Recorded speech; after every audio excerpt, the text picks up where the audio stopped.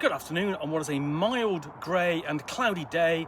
It is Thursday the 30th of October. I'm in the reading nook with a nice hot cup of tea.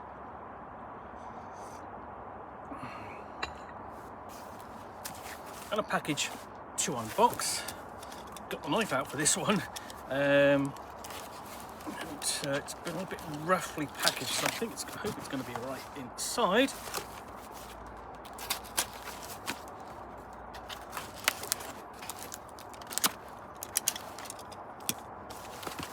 Okay.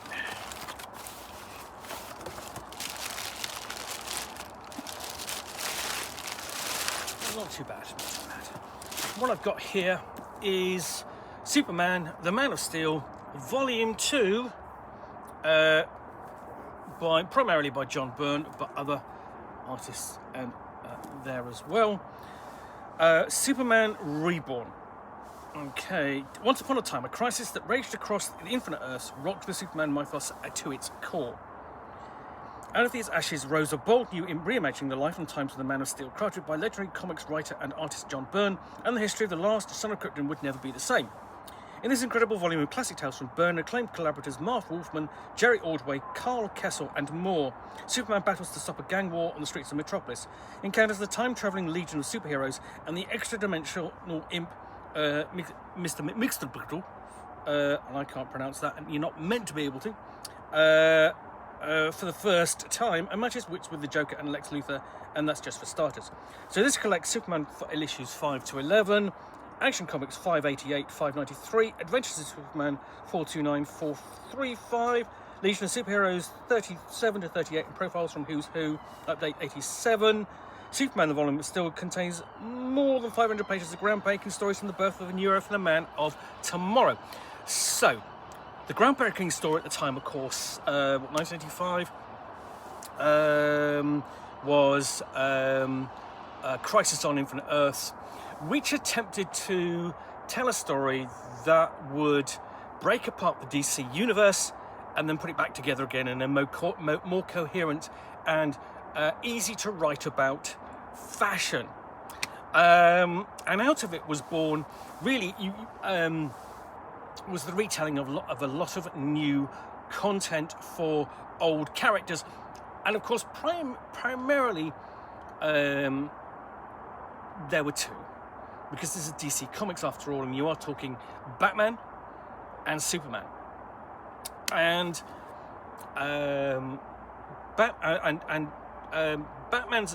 Superman's retelling was launched with the Man of Steel miniseries by John Byrne, 6-issue miniseries, and that went straight into the ongoing series as well. Also, it was actually, I think it has subsequently been dramatised on audio by the BBC as well, and that's worth checking out. I think that's by Dirk Maggs, who has done a lot of these great audio adaptations of various comic books, including Nightfall for Batman. But with this, I've got the first book in the series.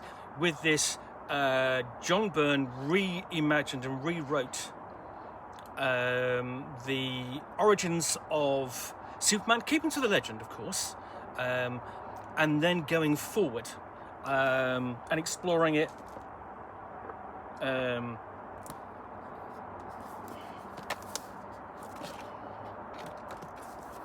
anew, and making it so basically accessible again for new readers and old. And this really was where I began to appreciate Superman as a character and his stories. We've got the introduction, so we've got the contents page, and there's the introduction by Mark Collin. And so what happened was that, what for me, of course, was that my introduction to the artwork of John Byrne was reading Alpha Flight, which was John Byrne's major contribution, I suppose, to the Marvel Universe. Alpha Flight are the Canadian superhero team whose members have been in the employee of the Canadian Secret Intelligence Services and government on and off for the length of their existence. They're closely tied with the creation of Wolverine and thus to the X-Men, but they are a minor part of the Marvel Universe, and you know, basically they are revived occasionally, but you have to be a big fan. You really have to be sort of like, you know, quite a die-hard Marvel fan to really know much about them or want to read them. Marvel Comics did a fantastic collection of certainly the first, I think it's the classic first 12 issues of Alpha Flight, which are really worth reading. They're very good storytelling. Anyway, so after coming to a close essentially with Alpha Flight and involvement with the X-Men, John Byrne shifted to writing for DC and writing Superman, because essentially it gave him the opportunity to really work on a signature character and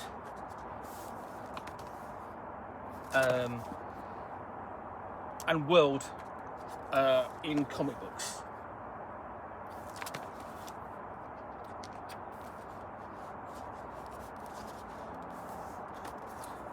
In some ways, I mean, Batman is the bigger character in terms of recognition, I suppose, these days, and it's probably a whole lot easier, I suppose, in some ways to write for, because he's a darker character, up against sort of like classic villains, and he's got a whole panoply of those. Whereas Superman has a reputation of essentially being a Boy Scout, a do-gooder, so not as interesting. But here's the thing, both Batman and Superman have a moral code. It's just that they're very different moral codes. So trying to write stories within those moral codes is a different challenge. So yeah, really enjoying watching this again and giving it a look. And you've got the classic, oh no, there's an aeroplane in trouble, and Superman has to go and help land it. And this is in particular Concorde. But you're right, go right back to the classic setup for Man of Steel. There is a spaceship about to crash. Superman comes to the rescue.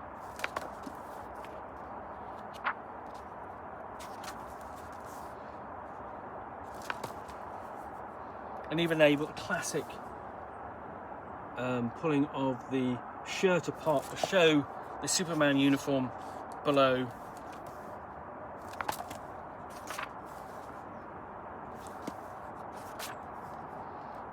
And we've got a bit of a shift here. We switch to Action Comics. And it's nice that they do actually include the covers here. Not every comic book collection does. Some they put the covers at the end. But, I mean, Superman essentially is a,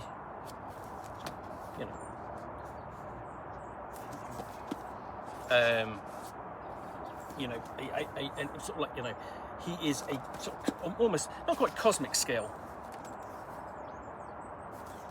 superhero, but incredibly powerful.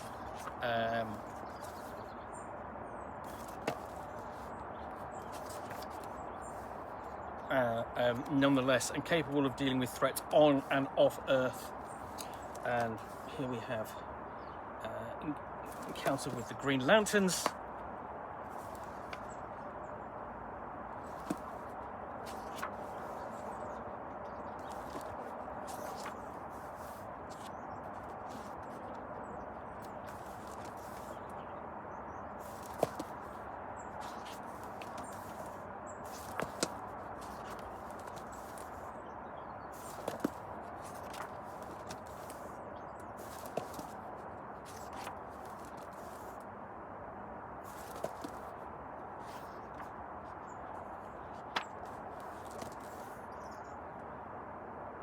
Another classic situation. Superman getting involved with the crews, and there you've got the Kent, his parents, Pa and Ma Kent.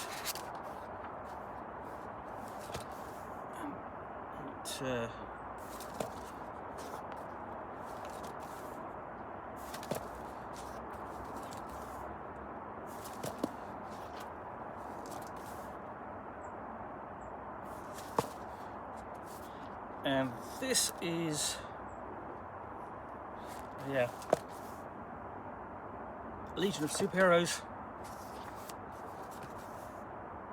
And that's one of the sort of like parts of the DC universe that I've never read any of the Legion of Superheroes stories. I'm vaguely aware of them, partly from the role-playing game, partly from the Who's entries that I've got and would have read at the time.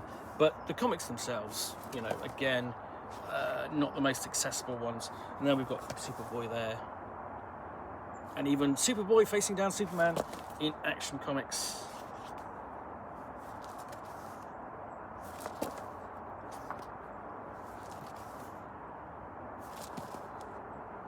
And here we've got the arrival of Crypto as well, involvement of Crypto, the Wonder Dog. And I think one of the other things I think about Superman for me is sort of like, you know, Crypto the Wonder Dog always looked idiotic. Oh, it's such a ridiculous idea, you know, a super dog. But I actually went to the recent Superman, saw the recent Superman movie, and in that he's actually quite endearing. He's you know, he's well handled. He's not ridiculous. So I don't have the problem that I did back, well, 40 years ago in the 80s when I was reading these comics originally. And this is really going to give me essentially a trip down memory lane. And here we have, basically this is the Superman versus the Joker.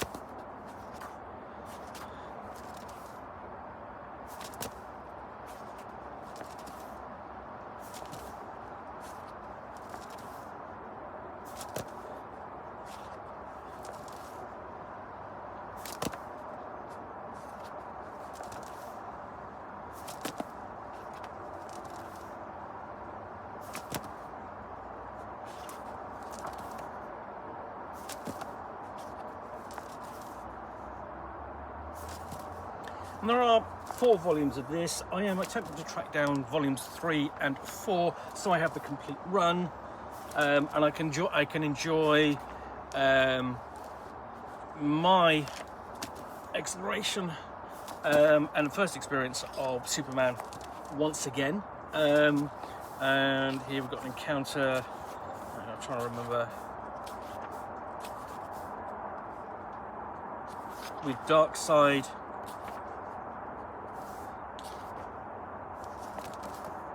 And his enemies.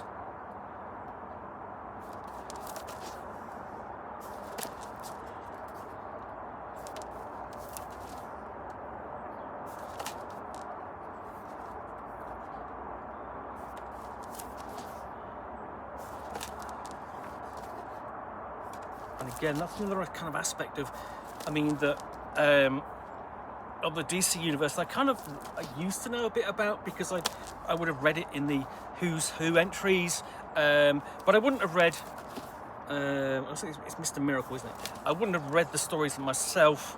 You know, there was only so many stories that, you know, that you could read.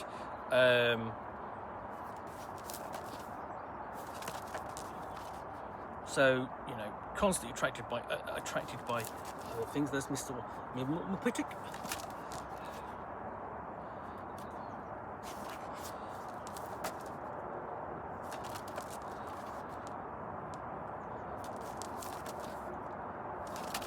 And this brings the volume to a close with a showdown with Lex Luthor.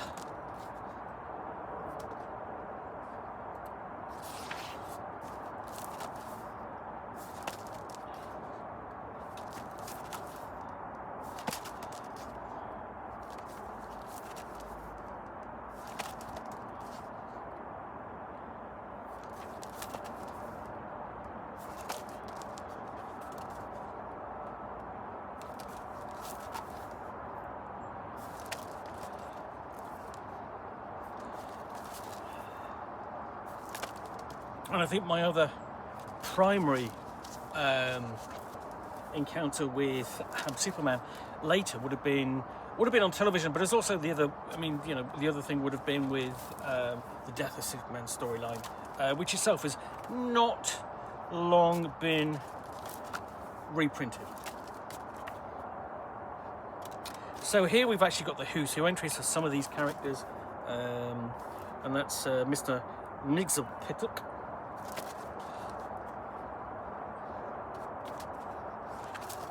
Rampage and Superboy there, and there's all the members of the Legions of Superheroes, and go. I'll just show you the actually. So you've got that's the cover, and that's the book itself.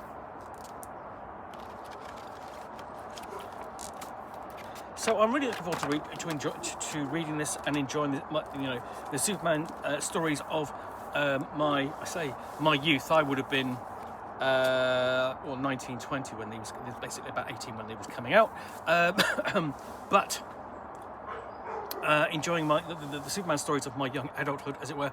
But worth tracking down. These are worth tracking down essentially if you are interested at all in the history of Superman, in really reading the first major retelling of the Superman's legend, and great artwork, good stories, and really engaging read. Anyway, I do hope you enjoyed this unboxing in the Nook. If you did, please do click on the like button down below. And of course, if you've got any comments or feedback, I do appreciate you take the time to post those. And lastly, if you want to be alerted to get more unboxings in the Nook, where you'll see me out here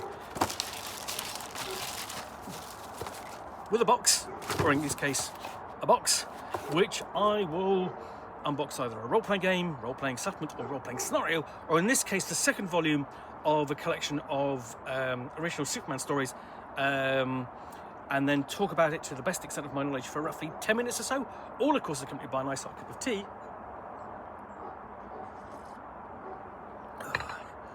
Then please do click on the subscribe button down below. Thanks again for watching another unboxing in the Nook. I will be back again soon with another one. Bye for now.